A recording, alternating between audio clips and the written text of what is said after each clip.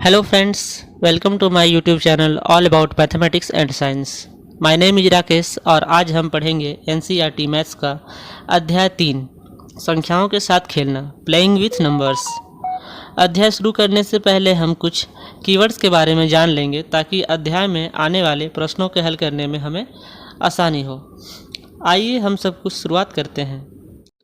गुणनखंड factors. किसी संख्या का गुणनखंड फैक्टर्स वह संख्या होती है जो बिना कोई शेष छोड़े उस संख्या को पूरा पूरा काट देती है या विभाजित कर देती है।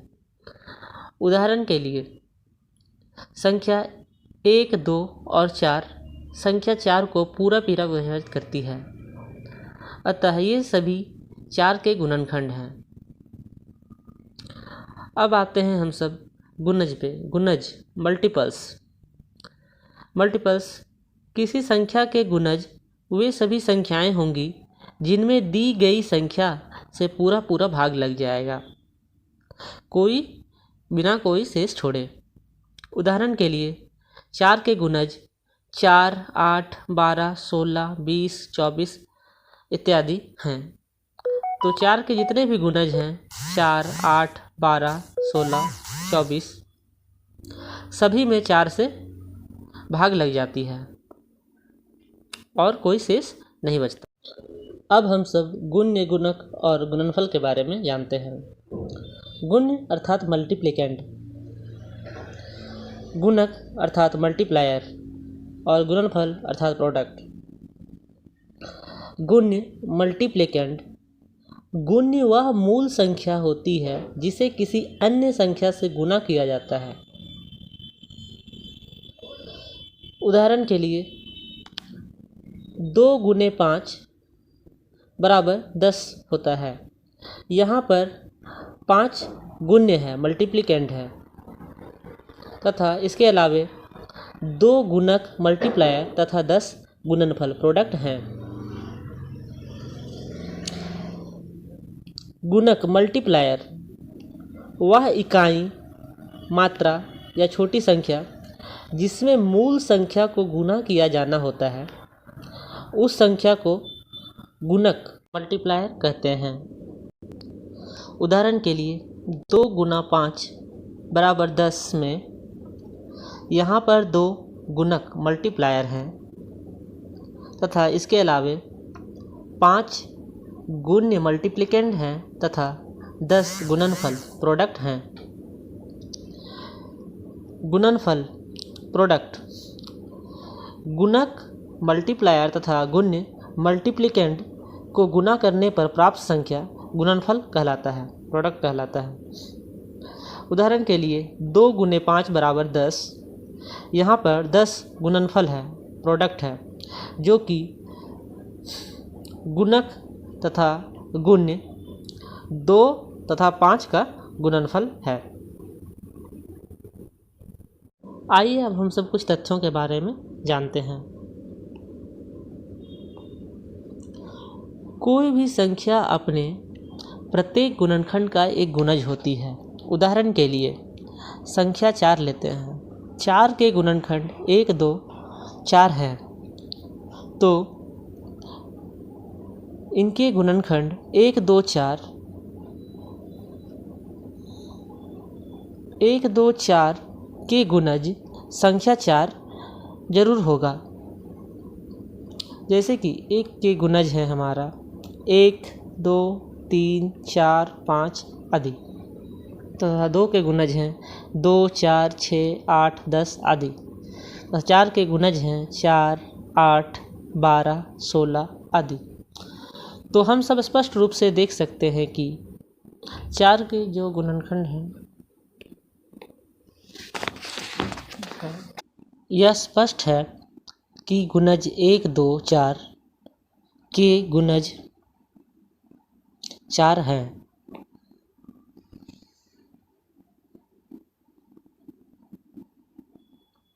एक संख्या स्वयं का अपना एक गुणनखंड होती है, क्योंकि कोई भी संख्या खुद से पूरा पूरा विभाजित हो जाती है। उदाहरण के लिए 4 को खुद से विभाजित करने पे यह पूर्ण विभाजित हो जाती है।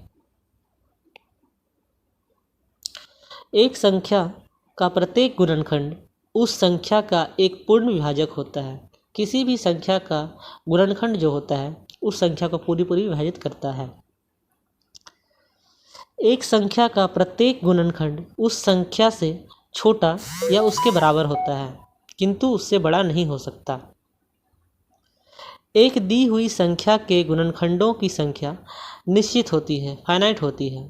किसी भी दी हुई संख्या के गुणनखंडों की संख्या निश्चित होती है। संख्या का प्रत्येक गुणज, किसी भी संख्या का प्रत्येक गुणज उस संख्या से बड़ा या उसके बराबर होता है।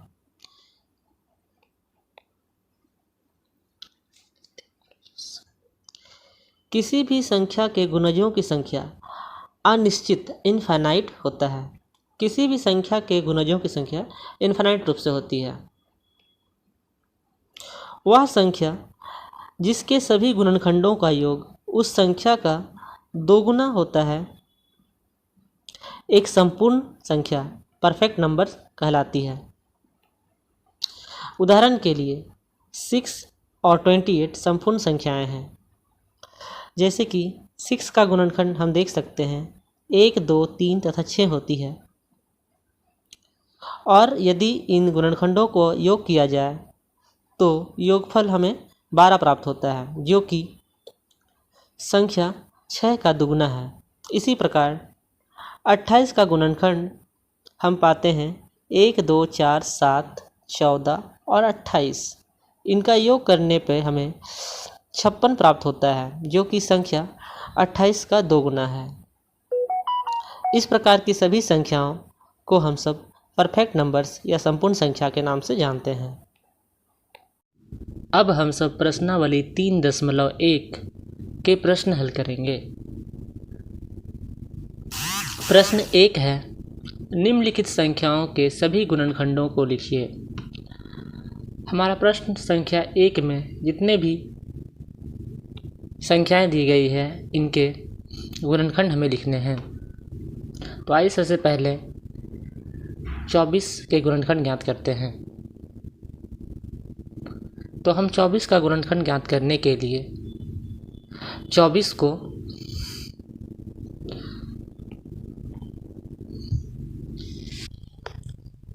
दो अन्य संख्याओं के गुणनफल के रूप में लिखेंगे।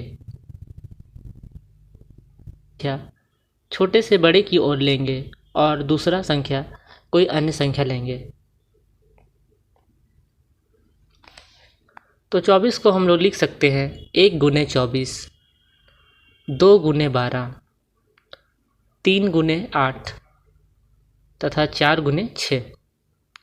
अब आगे की संख्या लिखने पे हमें 6 गुना 4 मिलता है।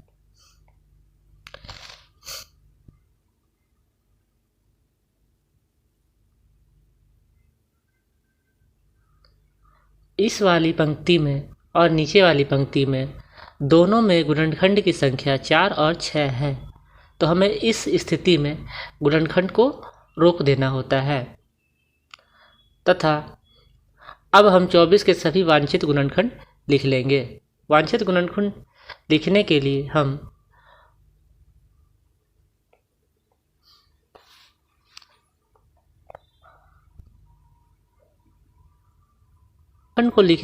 हम गुणनखंड के पहले वाले अंक को ऊपर से नीचे की ओर लिख लेंगे तथा फिर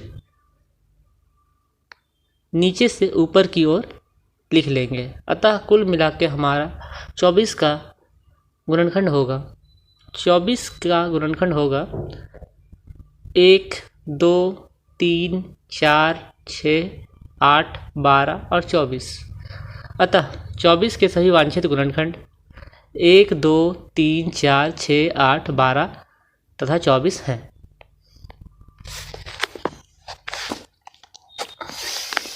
गुणनखंड निकालते समय जब भी गुणनखंड की संख्याएं रिपीट होने लगी तभी हमें वहाँ पे रुक जाना है और सारे वांछित गुणनखंड हमें मिल जाएगा। अब हम बी नंबर संख्या का गुणनखंड ज्ञात करेंगे।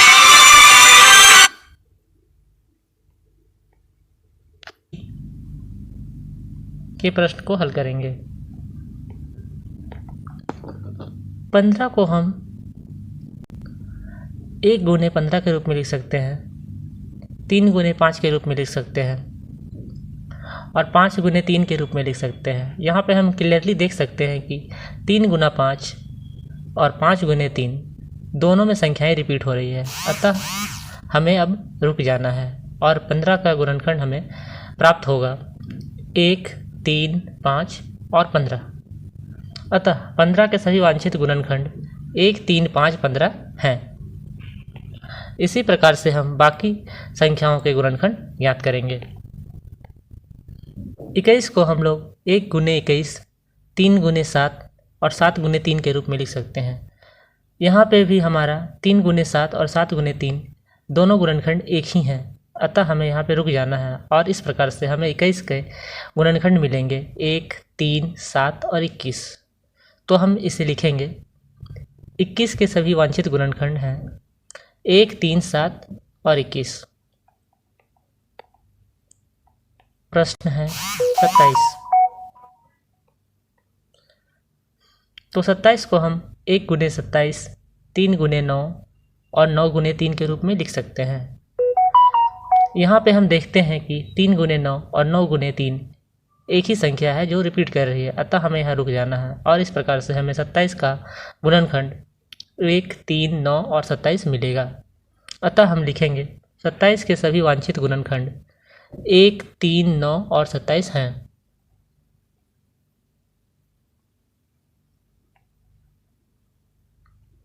हमारा अगला प्रश्न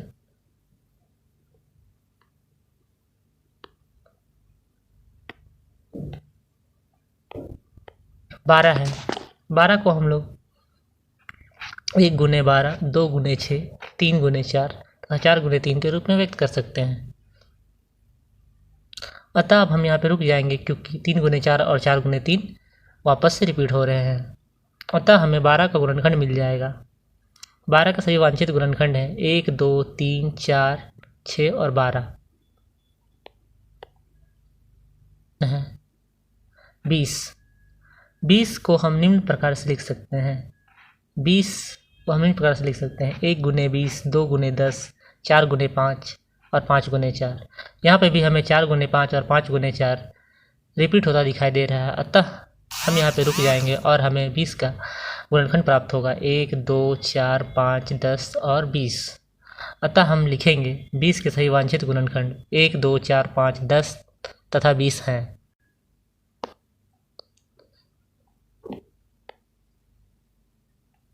है जी नंबर 18।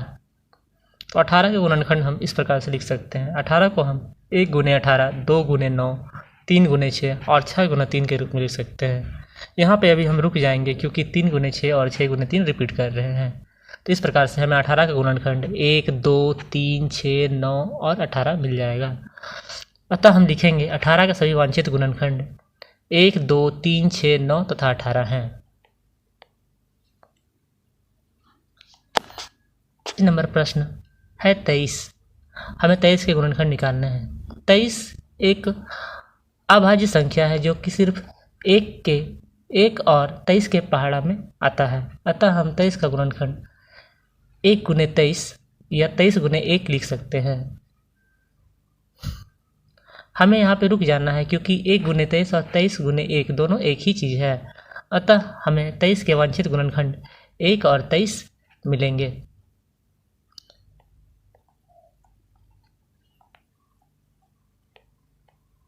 आई नंबर है 36। हमें 36 का गुणनखंड ज्ञात करना है। 36 को हम 1 गुने 36, 2 गुने 18, 3 गुने 12 तथा 4 गुने 9 या फिर 6 गुना 6 लिख सकते हैं। 6 गुना 6 यहाँ पे 6 संख्या की पुनरावृत्ति हो रही है, अर्थात यह 6 संख्या रिपीट हो रही है, अतः हमें यहाँ पे रुक जाना है और इस प्रकार से हमें 36 का गुणनखंड मिल जाएगा 1, 2, 3, 4, 9, 12, 18, 36 तथा 6। तो हम 36 के वांछित गुणनखंड को इस प्रकार से लिखेंगे। 36 के वांछित गुणनखंड हैं 1, 2, 3, 4, 6, 9, 12, 18 और 36। अब हम सब प्रश्न संख्या 2 की ओर आते हैं। निम्न संख्याओं के प्रथम 5 गुणज लिखिए।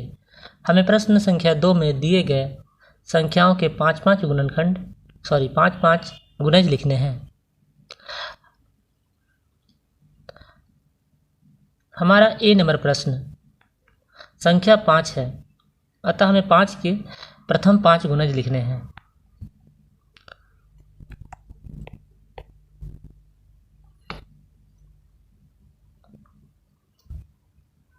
लिखने के लिए हम बारी बारी से 5 संख्या को 1 से, 2 से, 3 से तथा 4 से और 5 से गुना कर लेंगे। इस प्रकार से हमें 5 के प्रथम 5 गुणज मिल जाएंगे। गुने 1 बराबर 5 मिलेगा, 5 गुने 2 बराबर 10, 5 गुने 3 बराबर 15, 5 गुने 4 बराबर 20, 5 गुने 5 बराबर 25 मिल जाएंगे। अतः इस प्रकार से हमें 5 प्रथम गुणज मिल गए।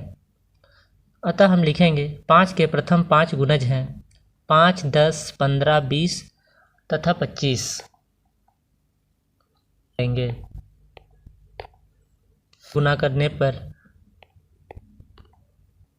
हमें प्रथम गुणज 8 प्राप्त होता है। 8 को 2 से गुना करने पर द्वितीय गुणज 16 प्राप्त होता है। 3 से गुना करने पर तृतीय गुणज 24 प्राप्त होता है और 4 से गुना करने पर 32 प्राप्त होता है चतुर्थ गुणज, और 5 से गुना करने पर हमें 40 प्राप्त होता है। इस प्रकार 8 के प्रथम 5 गुणज हैं 8, 16, 24, 32 तथा 40। अब हम अगले प्रश्न संख्या 9 का गुणज निकालेंगे। 9 का प्रथम गुणज 9 होगा, 9 का प्रथम गुणज 18, 9 का तृतीय गुणज 27, 9 का चौथा गुणज 36 और 9 का पाँचवा गुणज 45 होगा, जो कि 9 में 1, 2, 3, 4 तथा 5 से गुना करने से प्राप्त होता है। अतः 9 के प्रथम 5 गुणज हैं 9, 18, 27, 36 और 45। सामान्य रूप से समझा जाए तो हमारा जो गुणज होता है वह दी गई संख्याओं का पहाड़ा होता है।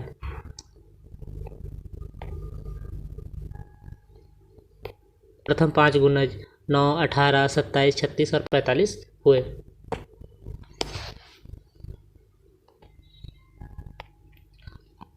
अब हम अगले प्रश्न संख्या 3 पे आएंगे। हमारा प्रश्न संख्या 3 है, स्तंभ 1 की संख्याओं का स्तंभ 2 के साथ मिलान कीजिए। हमें स्तंभ 1 की संख्याओं का मिलान स्तंभ 2 से करना है। तो हमारे 30, 15, 16, 20 तथा 25 दिए गए हैं। हमें स्तंभ 1 की संख्याओं का स्तंभ 2 से संबंध देखना है और इसके साथ मिलान करना है। तो आइए हम सबसे पहले करते हैं। स्तंभ संख्या 35, स्तंभ 1 के संख्या 35 जो है यह 7 का गुणज है, क्योंकि 7 का पहाड़ा पढ़ने से हमें 35 प्राप्त होता है और 35 7 से पूर्णतः विभाजित हो जाता है, अर्थात 35 7 का गुणज है। अर्थात हम स्तंभ 1 के 1 नंबर को स्तंभ 2 के B से मिलान कर देंगे। इसी प्रकार से संख्या 15 30 का गुणनखंड है, क्योंकि 30 हो जाता है। स्तंभ 1 के 2 नंबर प्रश्न का उत्तर स्तंभ 2 का D नंबर होगा। इसी प्रकार 16 8 का गुणज है और 20 का गुणनखंड है। कोई भी संख्या खुद का एक गुणनखंड होती है, अतः 20 का गुणनखंड 20 होगा और 50 का गुणनखंड है, क्योंकि 25 से 50 पूर्णतः विभाजित है। इस प्रकार से हमारा उत्तर मिल जाएंगे, जो कि निम्न प्रकार से है।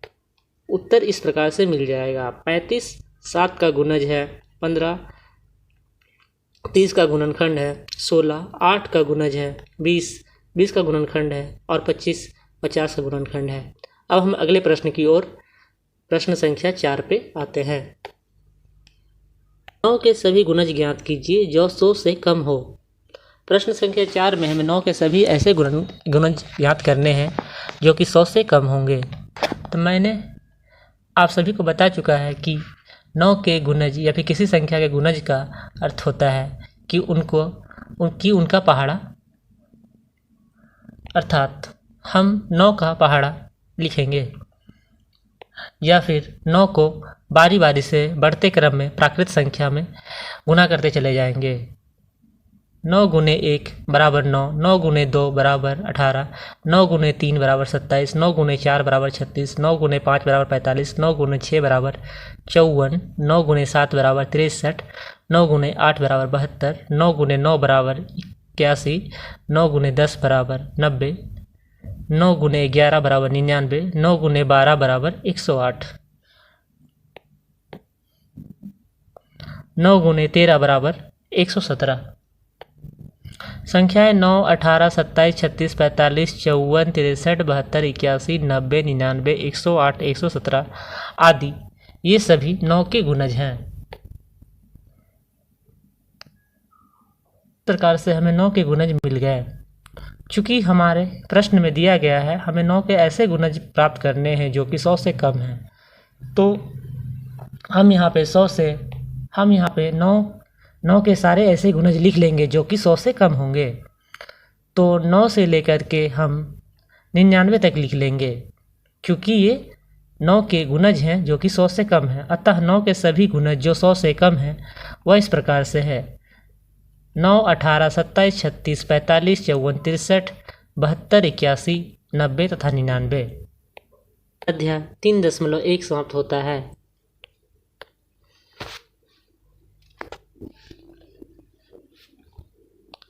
See you in the next video. Like, share and subscribe.